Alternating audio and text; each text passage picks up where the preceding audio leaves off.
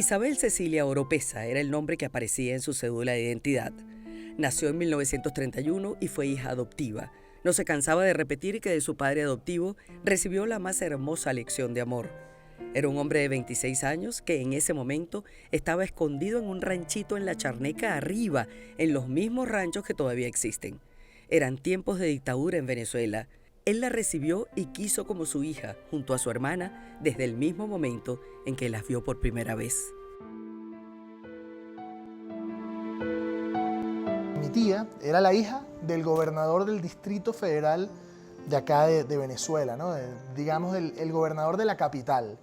Entonces, su papá era el mejor amigo del presidente de la República, o sea, así uña y mugre los dos. Entonces, imagínate el ambiente que ella vivía. Ella estaba, de alguna forma, rodeada de las personas más importantes del país. Entonces, digamos que yo considero que mi tía tuvo una niñez atípica porque siempre estuvo muy cerca de las esferas del poder, vamos a llamarlo así. Isa era una gran cocinera. Debido a los avatares de la política, vivió muy joven el exilio durante la dictadura de Marcos Pérez Jiménez. Allí, según confesaba, contribuían con los exiguos ingresos familiares, preparando y vendiendo hallacas a los venezolanos con quienes compartían fuera de la patria. Luego, sus hallacas se harían conocidas entre las más sabrosas de Caracas. Luego de que, digamos que termina el gobierno de Pérez Jiménez y ellos pueden regresar al país, pues comienza a acercarse al mundo de la televisión. Y ahí es cuando se hace presentadora de televisión y pues digamos que fue su clímax como artista dentro del país, donde fue presentadora de los más importantes programas de televisión, shows para la televisión en Venezuela, entre ellos Mi Media Naranja o La Media Naranja, que fue un programa que tal vez mucha gente no conoce hoy en día en Venezuela porque fue hace muchos años, pero que fue, digamos, el programa con más rating por muchísimos años en el país. Mi tía Isa tuvo el éxito por una receta de vida que la acompañó todo el tiempo, una receta que significaba disciplina, significaba la verdad por encima de todo, significaba un amor gigantesco por el país. Estamos hablando que de sus ingredientes estaba la solidaridad y ella quería enseñar a nuevas generaciones. Cuando unes todo eso en el cuerpo, alma y corazón de una persona como Isa Dobles, tienes a una gran periodista.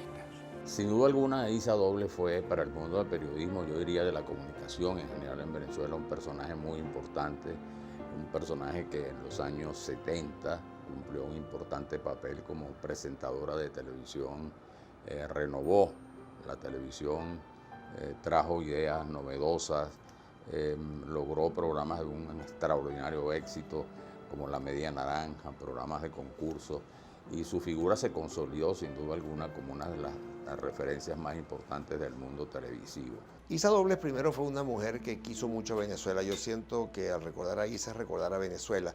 A mí me tocó ver a Isa estando en Estados Unidos, a Isa en el Canal 5 cuando empezó con sus programas en televisión. La vi en Radio Caracas Televisión haciendo programas divertidos, el programa sobre Venezuela que permanentemente hacía a través del Canal 8. Total que es una mujer que tenía un sentido de país, un sentido de Venezuela muy grande. Y por supuesto que empezó en el periodismo a hacer programas bastante amplios y profundos sobre Venezuela. Yo creo que fue un aporte valioso a la identidad venezolana y a que muchos que veíamos sus programas quisiéramos mucho más a Venezuela. Isa era una mujer que se mezclaba con todo el mundo, era muy sencilla, además tenía esa capacidad de entender al venezolano, ese lenguaje que además lo tenía cuando hablaba y cuando escribía, porque tenía una pluma fantástica, muy suelta, para comunicarse, para llegarle al alma y al sentimiento de los venezolanos, porque lo que ella hacía no era postizo, ella de verdad lo sentía, era una mujer que amaba profundamente a Venezuela, ¿no? En su blog personal, la periodista se describía como una mujer con el peso específico de una vida disfrutada, a veces sufrida, con intensidad, ahínco y sobre todo con libertad. Y es que Isa era una mujer de esas que llamamos hechas pa'lante, una profesional polémica, una persona solidaria, grata, siempre animosa, de sonrisa abierta y permanente, pero fundamentalmente libre, obsesivamente libre. Isa era un personaje que a lo mejor para alguna gente era difícil de entender o era chocante por su manera, pero todo el que realmente fue amigo, que tuvo muchos amigos, sabe que Isa fue una excelente amiga. O sea, una mujer generosa hasta más no poder, sincera, consecuente, leal, cariñosa.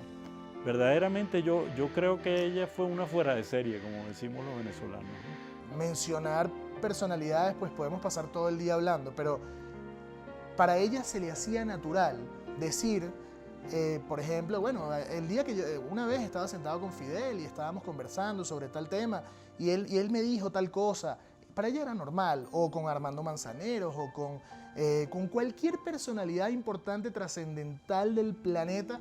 Con Kennedy, cuando Kennedy estuvo en Venezuela, ellos estuvieron en la casa de mi abuelo y mi tía estuvo allí conversando con Jacqueline Kennedy. Y para ella era normal, era porque ella nunca perdió esa esencia humana de que Jacqueline Kennedy era exactamente igual que la señora que atendía en la panadería. Fue una de las periodistas más aguerridas de Venezuela, pero su carácter polifacético la llevaba a incursionar en cualquier género. Se convirtió en la versión femenina de Renio Tolina, conduciendo programas que competían en rating con un monstruo del espectáculo como Sábado Sensacional. Era el caso de Nosotros Venezuela. A nosotros, si nos dejan, nos vamos a querer toda la vida. ¿Estás listo, Alonso? Producción en la que compartió con el periodista Cándido Pérez. Indiscutiblemente, Isa era la versión femenina de Renio Tolina, la animadora con mejor perfil de la época.